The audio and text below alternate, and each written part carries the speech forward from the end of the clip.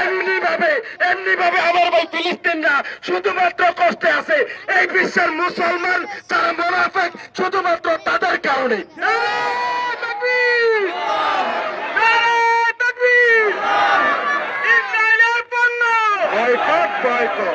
السلام عليكم ورحمة الله تعالى وبركاته إن الحمد لله والصلاة والسلام على رسول الله وعلى آله وأصحابه أجمعين সম্মানিত মুসলমান ভাই ও বাবারা যারা আজকের এই প্রোগ্রামের মধ্যে অংশগ্রহণ করেছেন আজকের এই বিক্ষোভ মিছিলের মধ্যে আল্লাহ রাব্বুল আলামিন আমাদের এই মিছিল দেখেন কি দেখেন না আল্লাহ রাব্বুল আলামিনের রাডারের ভিতরে এই ৮০ লক্ষ শুধুমাত্র থুতুর পানিতে বেঁচে যাইতো।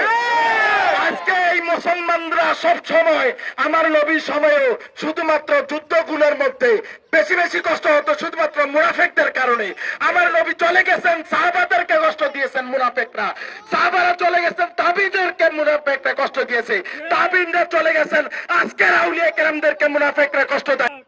আল্লাহর কসম সৌদি আরব, তুরস্ক, মিশর, জর্ডান এরকম পাশের যতগুলো রাষ্ট্র আছে এই রাষ্ট্রের মধ্যে শুধু যদি ২টা রাষ্ট্র বলতো যে আর একটা বোমা চলবে না তাহলে আমরা বোমা দিয়ে সারখার করে ফেলবো। আমার গবেষণা আছে মুসলিমদের শক্তি সম্পর্কে আমি জানি, আমি মিশরে ছিলাম, আমি জানি মিশরের সামরিক শক্তি হচ্ছে আরব বিশ্বের ২২টা দেশের মধ্যে সবচাইতে উন্নত।